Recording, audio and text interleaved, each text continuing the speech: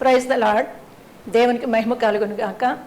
మరి ఈ ప్రార్థనా ఛానల్ ద్వారా నా సాక్ష్యాన్ని వినిపించడానికి దేవాది దేవుడు నాకు ఇచ్చిన ఈ మంచి అవకాశం కొరకే నేను దేవునికి నా హృదయపూర్వకంగా కృతజ్ఞతలు చెల్లిస్తున్నాను. దేవుడు నాకు ఇచ్చిన ధన్యతను బట్టి దేవునికి వందనాలు చెల్లిస్తున్నాను. నా పేరు కంచెల శిరీష, నా భర్త గారి పేరు కంచెల రాజా గారు. దేవుడు మా ఇద్దరిని ప్రేమించి 4 కుమార్తెలు దేవుడు నాకు ఇచ్చారు.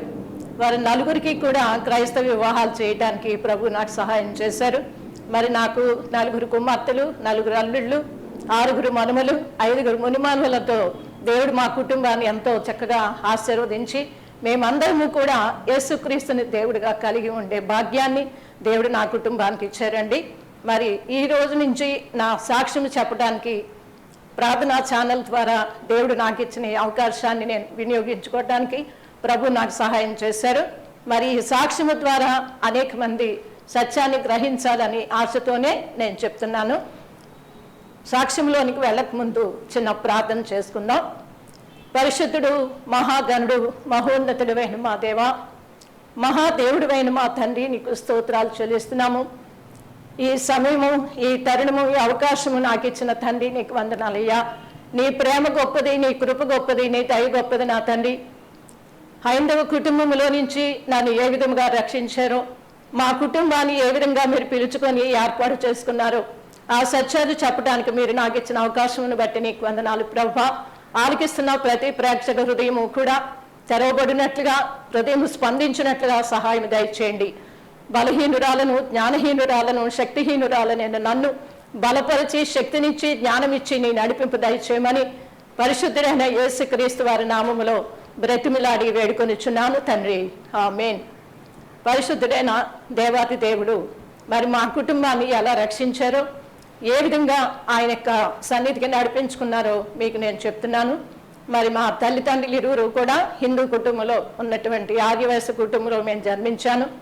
మా తండ్రి గారి పేరు బొగ్గారపు మల్లేశ్వరం గారు, నా తల్లి గారి పేరు బొగ్గారపు ఎస్తేరమ్మ గారు. వారిద్దరికీ కూడా 5 సంతానాన్ని దేవుడు అనుగ్రహించారు. 2 కుమారులు, 3 కుమార్తెలు, నేను 2వ కుమార్తెను. మరి దేవుడు మా కుటుంబాన్ని ఏ విధంగా ఆయన సన్నిధికి పిలుచుకున్నారో, ముందు నా సాక్ష్యం చెప్పాలి అంటే నా తల్లిదండ్రులు సాక్ష్యం చెప్పకుండా నా సాక్ష్యం లేదు. నేను ఈ విధంగా నిలబడి దేవునికి సాక్ష్యం చెప్తున్నాను అంటే కేవలం నా తల్లి యొక్క కన్నీటి ప్రార్థన.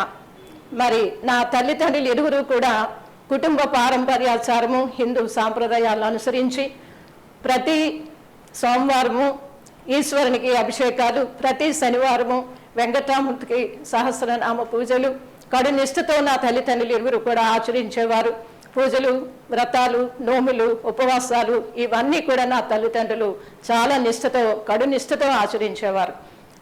1960వ సంవత్సరంలో నా తల్లిదండ్రులు ఇరువురు కూడా భువనేశ్వరం నుంచి కన్యాకుమారి వరకు సంపూర్ణ యాత్రలు చేసి 60 దినాలు వారు ప్రయాణం చేసి పుణ్యక్షేత్రాలను దర్శించి కనబడిన ప్రతి విగ్రహానికి, ప్రతి దేవతకి వారు పూజలు చేసి మొక్కుకొని వచ్చారు. భువనేశ్వరంలోను శ్రీశైలంలో కూడా 101 బంగారు పువ్వులతో నా తల్లిగారు, తండ్రి గారు కూడా పూజలు చేశారు, అభిషేకాలు చేశారు. 1960వ సంవత్సరంలో ఈ రీతిగా యాత్రలు చేసి ఇంటికి వచ్చిన తర్వాత మా అన్నయ్య, మా తల్లిదండ్రులకు ప్రథమ కుమారుడు, చాలా తల్లిదండ్రుల ఎడల మాతృభక్తి కలిగినటువంటి వాడు. కానీ మరి కొన్ని పరిస్థితులను బట్టి వివాహం అనంతరం కూడా తను వేరే కుటుంబంలో నుంచి సెపరేట్ అయిపోయి వేరే వ్యాపారం పెట్టుకున్నాడు. అది నా తల్లి గారికి చాలా దుఃఖాన్ని కలిగించింది. ఎందుకంటే నా జ్యేష్ఠ కుమారుడు బయటకు వెళ్ళిపోయాడు. హిందూ సాంప్రదాయ ప్రకారంగా తల్లి కానీ తండ్రి కానీ చనిపోయినప్పుడు ప్రథమ కుమారుడే తలకి కొరువు పెట్టాలి. ఇప్పుడు నేను చనిపోతే నా తలకి ఎవరు కొరువు పెడతారు? నా కుమారుడు వెళ్ళిపోయాడని చాలా మనోవేదనతో, దుఃఖముతో ఆమె జీవించేది. మనశ్శాంతి లేక చాలా బాధలు పడుతూ ఉండేది. శరీర రీతిగా ఎన్ని ఆస్తులు, అంతస్తులు, వెండి బంగారాలు ఉన్నప్పటికీ కూడా మనశ్శాంతి అనేది లేకపోతే ఏ మానవుడు కూడా చక్కగా జీవించలేడు. మరి ఆ రీతిగా ఉన్న దినాల్లో 1960వ సంవత్సరంలోని ఈ రీతిగా గడిచింది. 61వ సంవత్సరంలో ఆమె ఇచ్చాపురం ప్రతి గంగరాజమ్మ గారు, మా పిన్ని గారండి, ఆ ఇంటికి ఒక వివాహ నిమిత్తం ఆమె వెళ్ళారు.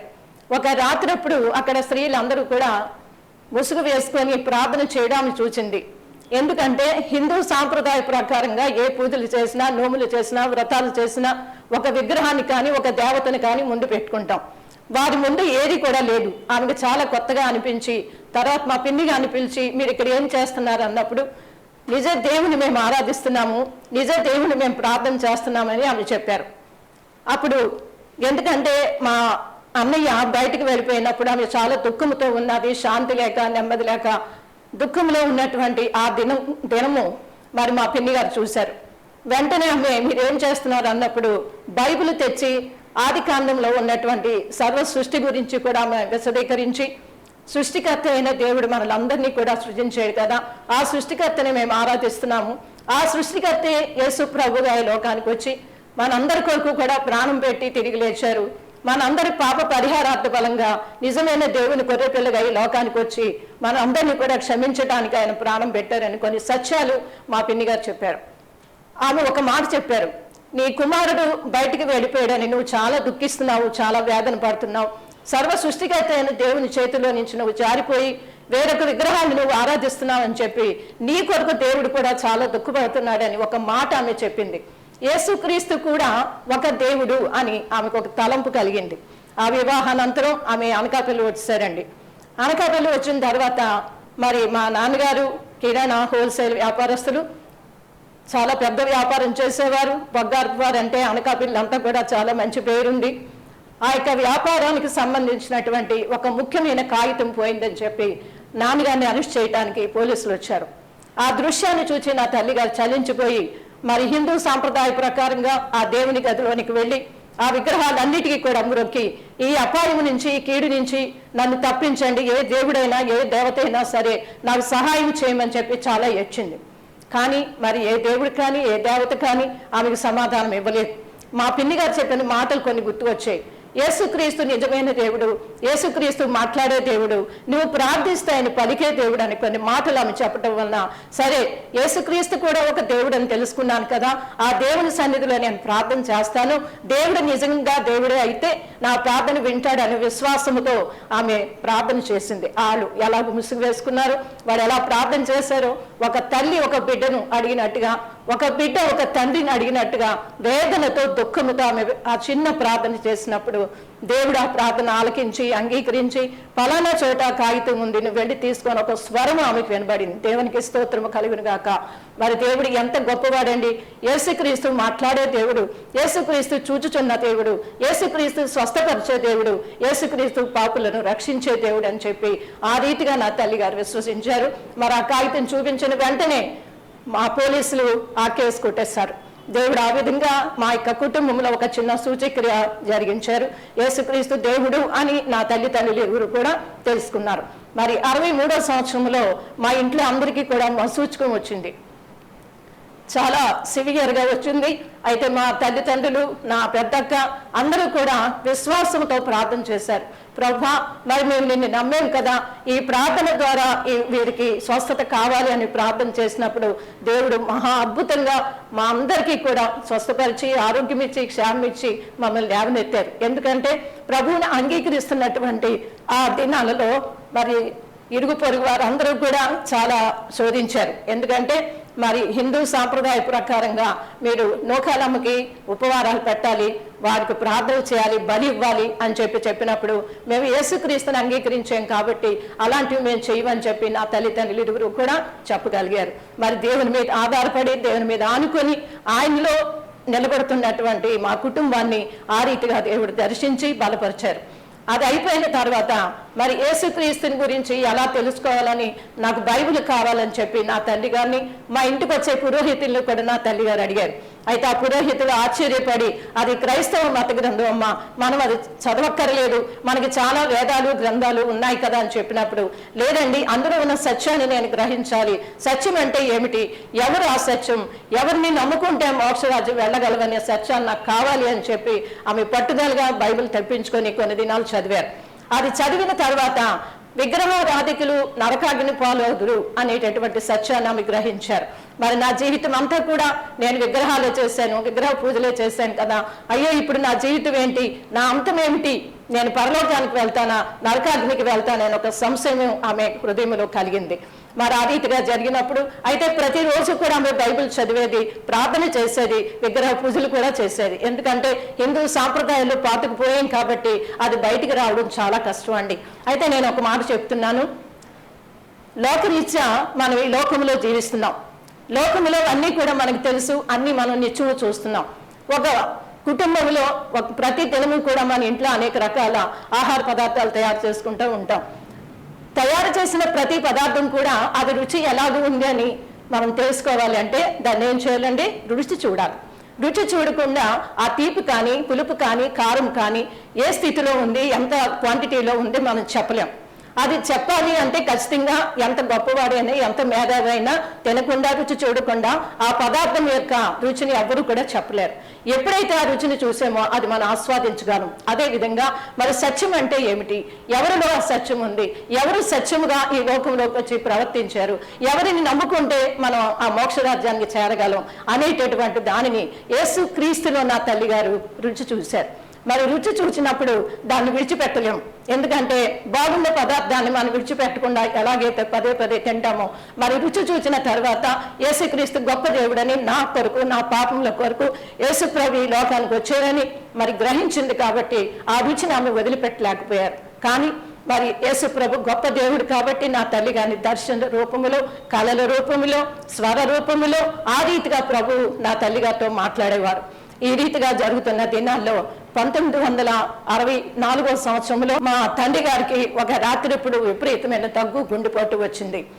ఆ సమయంలో తల్లిగారు చాలా ప్రార్థన చేశారు, ప్రభా మరి నేను స్త్రీని అయినా భర్తకు లోబడినటువంటి దానిను నన్ను మీరు రక్షించుకున్నా కూడా నాకు స్వాతంత్రత లేదు ప్రభా, నా భర్తను ఎలాగైనా సరే మీరు రక్షించాలి, మీరు మాట్లాడాలి, మీరు దర్శించాలి, నాతో మాట్లాడని దేవుడు నా భర్తతో కూడా మాట్లాడని వేదనతో ఆమె ప్రార్థన చేశారు. అయితే నా తండ్రి గారికి ఆ గుండెపోటులో చాలా ఆయాసం వచ్చి నోటంట మాట కూడా రాకుండా ఇంక నా జీవితం అయిపోయిందిలే అని చెప్పి ఆయన అనుకున్నారు.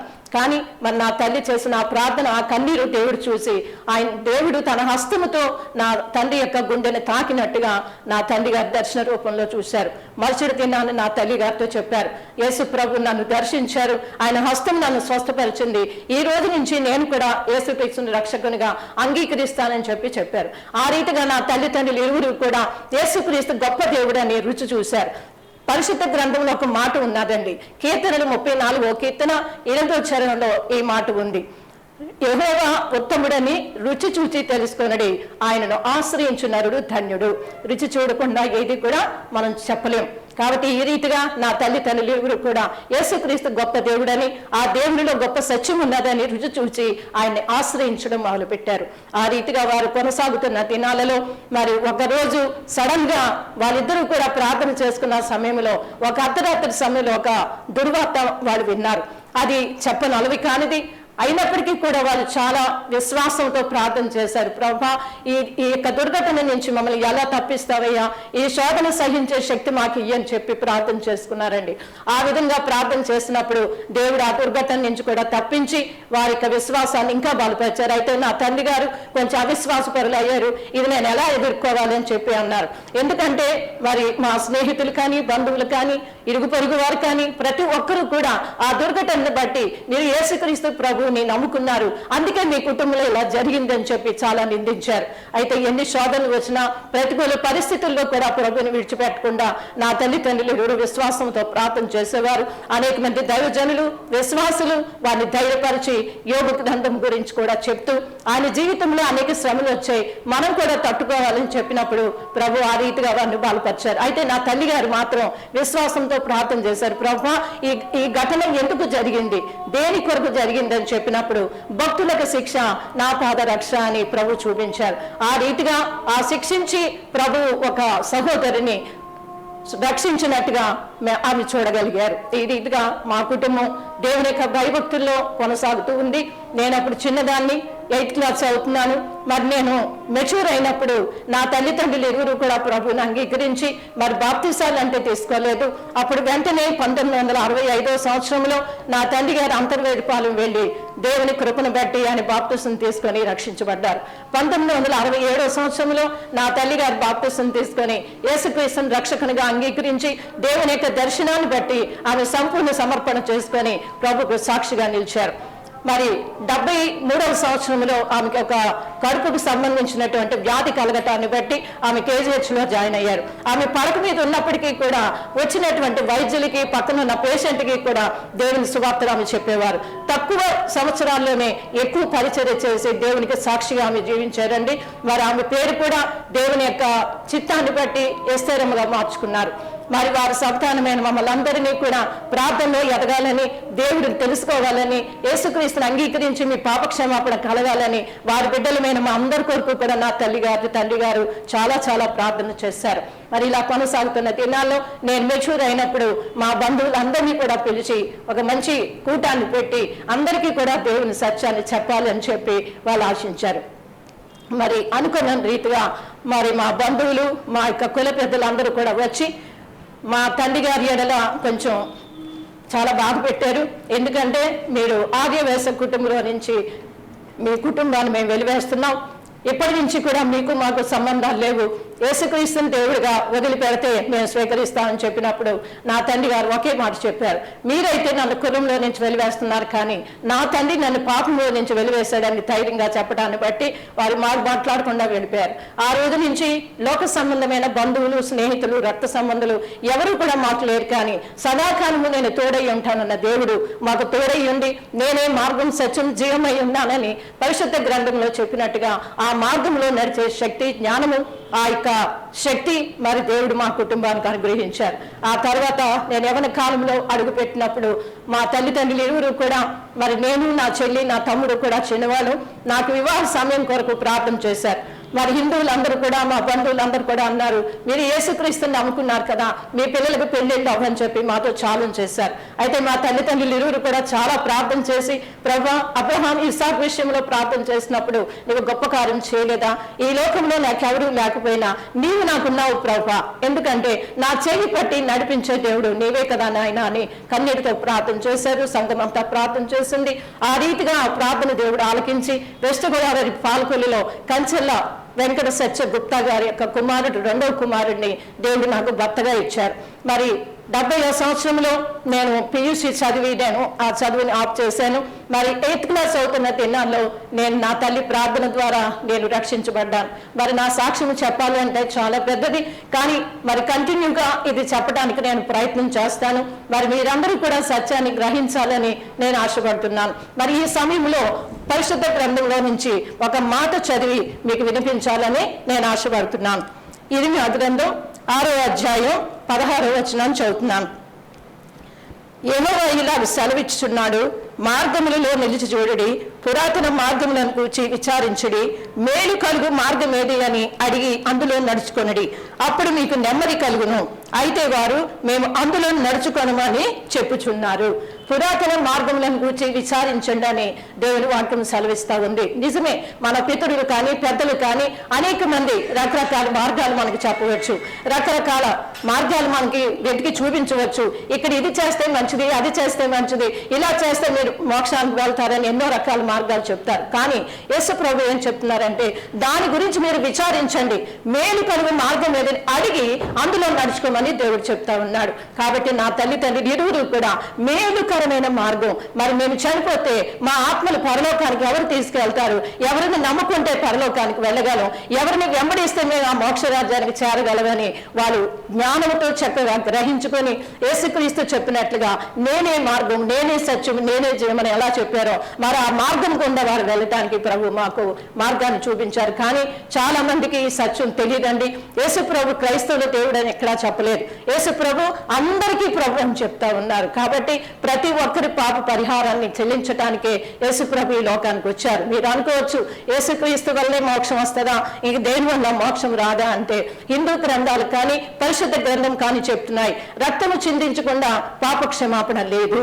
మరి ఏ రక్తం చిందించబడాలి?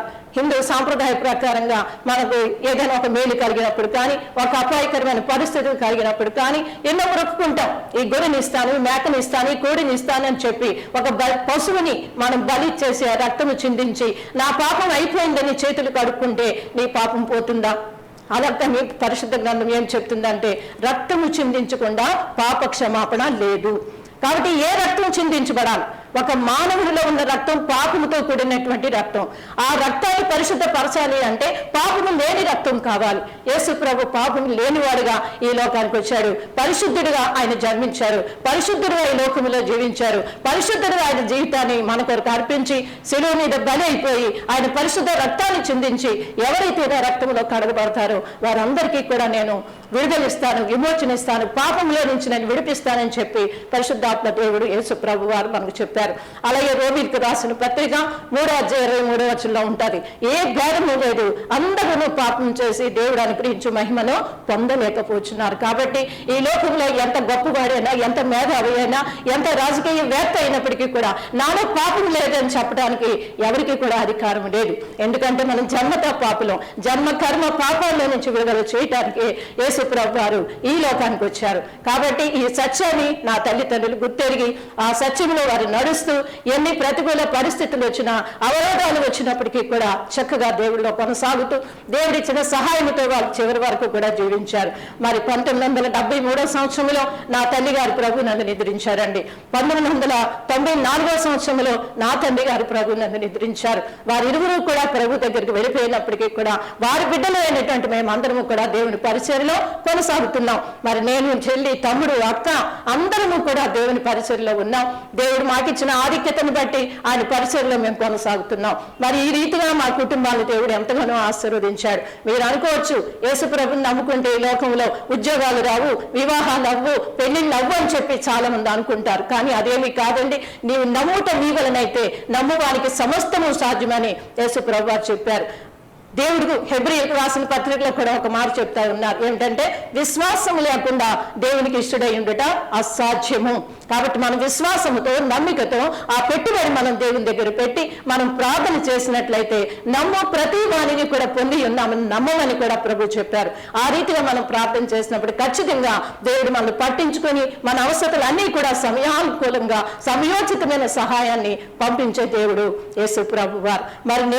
మరి నా రక్షణ గురించి కూడా నెక్స్ట్ ఎపిసోడ్లో నేను ఖచ్చితంగా చెప్తాను. మరి నా జీవితాన్ని దేవుడు ఎలా మార్చాడు, ఎలా దర్శించారు. ఒకరు చెప్తే నేను వినే రకాన్ని కాదు. ప్రతిదీ కూడా ప్రభు నాతో మాట్లాడి తన వాక్యము ద్వారా నన్ను దర్శించినప్పుడే నేను కూడా మార్చబడగలిగాను. కాబట్టి ఒక వ్యక్తి యేసుక్రీస్తు నమ్ముకోవాలన్నా, మార్చబడాలన్నా అది మనుషుల వల్ల జరిగేది కాదండి. పరిశుద్ధ గ్రంథంలో సౌలు అనే ఒక వ్యక్తి ఉన్నాడు. చాలా గర్వాంధుడు, క్రైస్తవుని హింసించేవాడు.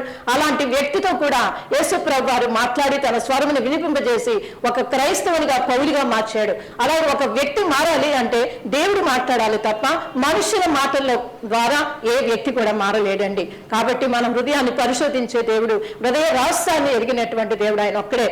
మరి పరిశుద్ధ గ్రంథంలో ఇంకొక మాట కూడా ఉంది, హృదయం అన్నిటికంటే మోసకరమైనది, అది ఘోరమైన వ్యాధి కలదు. ఏమిటా వ్యాధి అనగా పాపం అనే వ్యాధి. ప్రతి మనిషిలో కూడా ఈ పాపం అనే వ్యాధి ఉంది. ఆ వ్యాధి పోవాలి అంటే ఆ వ్యాధి తీసే శక్తి కలిగినటువంటి వైద్యుని దగ్గరికి వెళ్ళాలి. ఎవరో వైద్యులు అనగా యేసుక్రీస్తు మాత్రమే. ఎందుకంటే ఆ ఘోరమైన పాపంలో నుంచి, దుష్టత్వంలో నుంచి, ఆ వ్యాధిలో నుంచి స్వస్థపరిచి లేవనెత్తి నిన్ను మార్చగల శక్తి యేసు ప్రభువులో తప్ప ఎవరిలో కూడా లేదండి. ఎందుకంటే యేసు ప్రభు వారు పాపం లేని వ్యక్తి. ఆయన మహాగణుడు, పరిశుద్ధుడు, పవిత్రుడు. కాబట్టి ఆ శక్తి ఆయనకు మాత్రమే ఉన్నది. ఆ రీతిగా నా పాపాలను క్షమించి, నా అవిధేయతను క్షమించి, నాలో ఉన్న దుర్మార్గతను అంతా కూడా దేవుడు తీసివేసి తన కుమార్తెగా నన్ను స్వీకరించాడు. ఈ ధన్యత నాకు ఇచ్చినందుకు నేను దేవునికి చాలా రుణపడి ఉన్నాను. ఎందుకంటే నేను కూడా దేవునికి విరోధంగా ఎన్నో కార్యాలు చేశాను, ఎన్నో అబద్ధాలు ఆడాను, ఎన్నో మోసాలు కూడా చేశాను. అవన్నీ కూడా నెక్స్ట్ ఎపిసోడ్ లో నేను చెప్తానండి. మరి ఈ రీతిగా ప్రభు నన్ను నడిపిస్తూ ఆయన సేవలో, ఆయన పరిచయలో నన్ను, నా భర్తని, నా బిడ్డలందరినీ కూడా దేవుడు ఖచ్చితంగా వాడుకుంటున్నారు. ఆ రీతిగా నడిపిస్తున్న దేవునికి నేను హృదయపూర్వకంగా స్తుతులు చెల్లిస్తున్నాను. మరి ఈ సమయంలో మరి ఈ సాక్ష్యమును ఆలకించినటువంటి మీరందరూ కూడా ఖచ్చితంగా సత్యాన్ని గ్రహించి, సత్యమును వెంబడించి ఆయన బిడ్డలుగా మీరు కూడా మార్చబడాలని ఆశతోని సాక్ష్యాన్ని ముగిస్తున్నాను. మరి మా అడ్రస్ కూడా మీకు చెప్తానండి. మాది Gandhinagaram, Anakapalli sweet home. Gandhinagaram park వీధి చివరన మా గృహం ఉంటుంది. ఆ గృహం పైన మేము ప్రేయర్ హాల్ కట్టుకున్నాం. ప్రతి మంగళవారం 11 నుంచి 1 గంట వరకు కూడా అక్కడ ప్రేయర్ జరుగుతుంది. మరి మీరందరూ కూడా ఆ ప్రేయర్ వరకు ప్రార్థన చేయండి. మీలో ఎవరైనా సరే నాతో మాట్లాడాలన్నా, నాతో కాంటాక్ట్ చేయాలన్నా నా సెల్ నంబర్స్ అన్ని కూడా మీకు చెప్తాను. మీరు కూడా వాటికి ఫోన్ చేసినట్లయితే నేను మీకు అందుబాటులో ఉంటాను. నా పేరు శిరీష, నా సెల్ నంబర్ 9154316711. ఈ నంబర్ మీరు నోట్ చేసుకోండి. టీవీలో కూడా మీకు కనబడుతుంది. మీరు కనబడిన తర్వాత దానికి కాల్ చేయండి. మరి చిన్న ప్రార్థన చేసుకొని ఈ సాక్ష్యాన్ని ముగించుకుందాం. పరిశుద్ధుడు, మహాగణుడు, మహాదేవుడువైన ప్రభువా, నీకే స్తుతి స్తోత్రాలు చెల్లిస్తున్నామయ్యా. ఇంతవరకు మీరు నడిపించిన విధానం బట్టి నీకు వందనాలు చెల్లిస్తున్నాం. ఈ నా సాక్ష్యాన్ని బట్టి మీ నామానికి మహిమ తెచ్చుకోనండి. అనేక మంది సత్యాన్ని గ్రహించి పాపం అంటే ఏమిటో తెలుసుకొని క్షమించబడి ప్రతి ఒక్కరూ కూడా నీ సన్నిధికి వచ్చినట్లుగా ఈ చివరి దినాలలో ప్రభువా సత్యాన్ని వెంబడించువారుగా సిద్ధపరచమని వేడుకుంటున్నాను. ఈ సాక్ష్యం ఫలించినట్టుగా, అభివృద్ధి చెందినట్లుగా, విస్తరించినట్టుగా నీ పరలోక దీవెనలతో నింపి ఆ ఘనత మహిమ మీరే పొందుకోమని యేసు క్రీస్తు వారి నామములో సమర్పించి వేడుకొంచున్నాను తండ్రి. ఆమేన్.